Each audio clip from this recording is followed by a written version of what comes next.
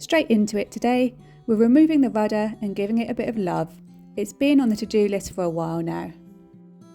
You might remember a few weeks back I was out sailing on Lissa's boat and couldn't help but notice how nicely balanced her tiller was. She could actually let go of it and the boat would just keep tracking straight. Meanwhile, mine's always flopped to one side the second I let go. There's just no chance I could leave it. Also, if we're ever at anchor, the rudder's been making this annoying clonking sound. So this weekend it's getting done. I'm replacing the bolts, adding some washers, sealing up the hinges and sorting out a couple of dodgy spots. One of the previous owners had cut out a scallop shape in the rudder to clear the folding prop, but if you push the tiller hard in reverse, it starts taking chunks out of it. Not ideal, and I've needed to fix it up. Jason takes one for the team and does some boat yoga to reach the bolts holding the rudder in place. We quickly find out that the rudder floats, which would have been really handy if it ever fell off. Just kidding, maybe. Luckily for me, the marina where I keep my boat is in brackish water, so there's barely any build-up on the hull or rudder compared to boats kept in salt water. Just a bit of slime really, and that brushes off pretty easily.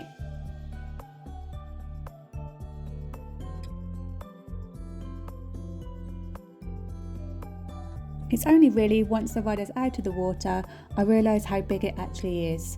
It's much larger than me and it's seriously heavy. We notice a few rust stains along the stern from the old hardware, but a quick treatment with some acid and they wiped right off. For anyone curious, this is the muck they've dredged out from under the old wooden piers before installing the new floating ones.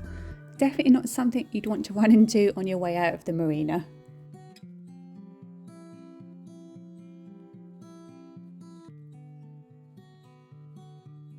Before loading the rudder into the car and taking it home, I spray it with some 30-second spray, scrub off most of the slime, and then once I get home I can leave it in the sunlight.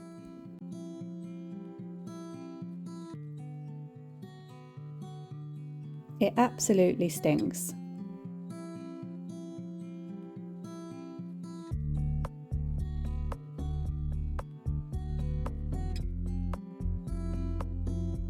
After a quick rinse, we manhandle the rudder off of the pier and haul it up into the car. After the marina damaged my boat moving it, here's the latest update. When the marina stopped answering me, I sent a formal notice to them saying I'd be taking it to disputes tribunal if they didn't get back in a week. And of course, as expected, they just ignored that. I've now lodged a dispute and it looks like it will be about 8 weeks before I get a court date. I won't lie, I'm a little worried there'll be some backlash from the marina for me taking this further, given how they've acted so far. But I really believe that standing up for myself is the right move.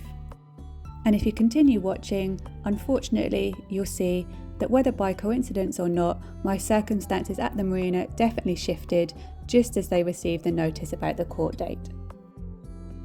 After removing the tiller from the rudder, good call bringing Jason's truck instead of my car, it fits in no problem. Once we get it home, we pop it out in the garden and into the sun. You can see here the chunks that have been taken out by the propeller. We were thinking about cutting a larger scallop in the rudder, but worried it might compromise the integrity. After another trip to Burnsco to pick up some nylock bolts and nuts, Jason's favourite place, especially when he's not spending his own money, I also decided to grab a bilge pump for the engine bay, along with some hose clamps, a new hose and through hull fittings. With the rudder now nice and dry, I give it a good sand, especially around the damaged areas to prep it properly for the repairs.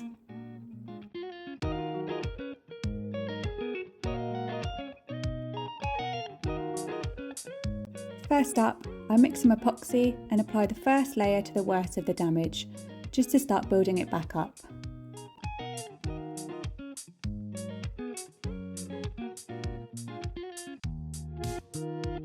This has probably been one of my favourite projects on the boat so far. Being able to take something home to work on it makes it so much easier, and compared to some of the other jobs we've tackled, this one feels quite straightforward. I then go in with some Wet Systems high density filler, building up the damaged spots and reinforcing them to make sure they're well protected.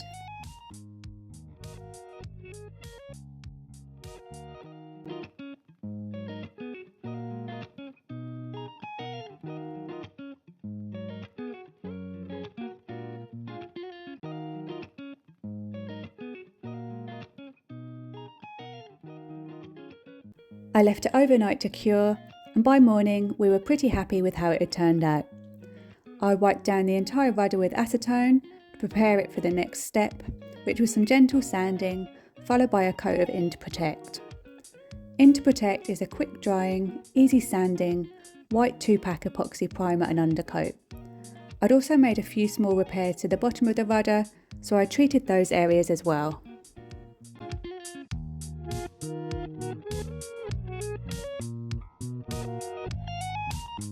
A big thank you to Lissa, who was kind enough to give me her leftover anti-foul, In2Protect and Primacon. So generous.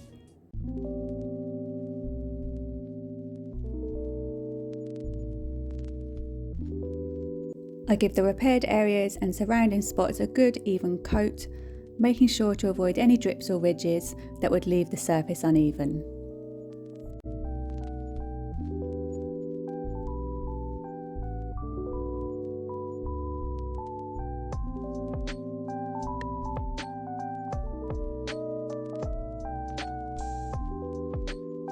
Jason then applies the Primacon, which is a fast drying 1-part primer for use below the waterline before anti-fouling is applied.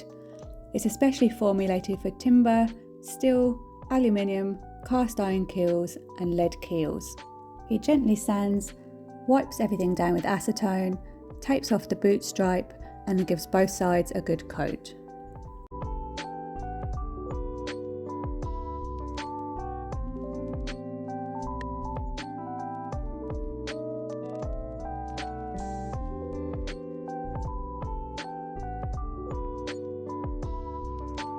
Once all is dried, he replaces the bolts and nuts, giving the rudder a whole new lease of life. He also tightens everything up on the tiller for me. My next job is to apply the anti-foul. For anyone who doesn't know what anti-foul paint is, it's a specialised marine coating applied to the underwater portion of a sailboat's hull. Its primary purpose is to prevent or slow the growth of aquatic organisms such as barnacles, algae, slime and mussels. Later that evening, I receive an email from the Marina telling me I need to move my boat from the usual berth on the now newly renovated pier, which we've been waiting to have finished for the last few months with no access to our boats, and onto another spot in the marina that's widely known as undesirable due to poor security, a rough structure and overgrown trees.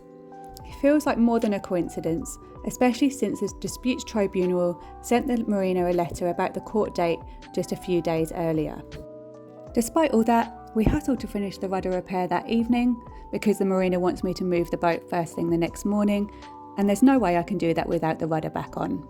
We quickly reattached the rudder, adding some washers to the tiller arm to get a better fit, and while checking the engine bay for a leak I noticed earlier, which I thought was the exhaust hose and then figured it might be the broken hose clamp, but it turns out it was the vented loop which had cracked the whole way along.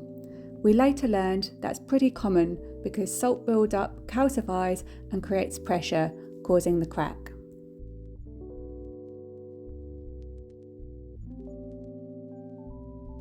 Later in the day, I headed back to Burnsco, grabbed a new vented loop, hose and clamps and swapped them out.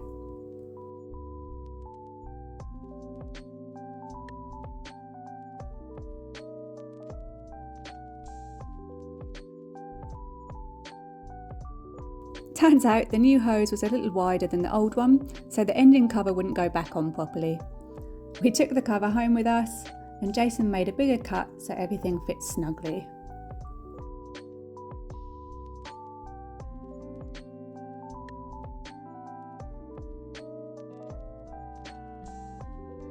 I also forgot to mention that while we were at the boat, we started installing the bilge pump into the engine bay and then continued working on lengthening the wires once we got home.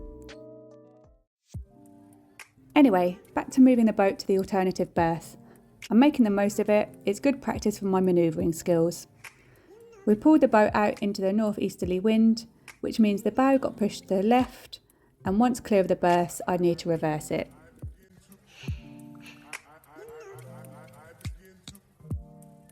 It's definitely becoming less daunting every time I do it, but I'm still always nervous I'm going to mess it up. Jason reminds me that I don't need to get it right the first time every time, and that the same approach probably won't work every time anyway, just to stay calm and keep trying if things go sideways.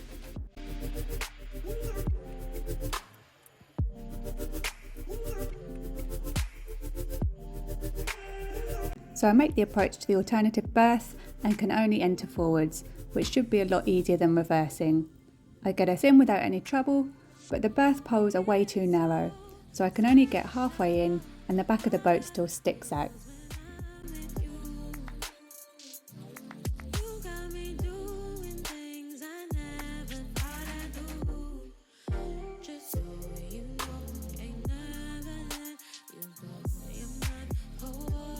So I reverse out and give the berth to the right a try. I can fit comfortably between the poles, but I can't go far enough forwards without sticking out because of the trees, and my rigging's already being in the way. So I back out again. The same thing happens with the berth on the other side of the one they suggested too.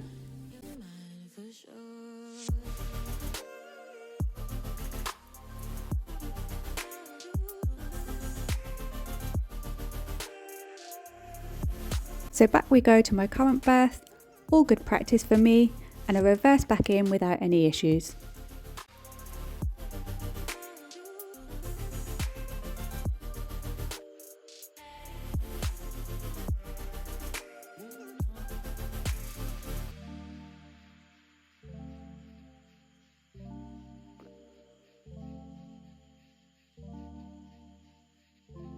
In the next episode, we'll be taking the spinnaker out for the first time and trying to figure out how it all works.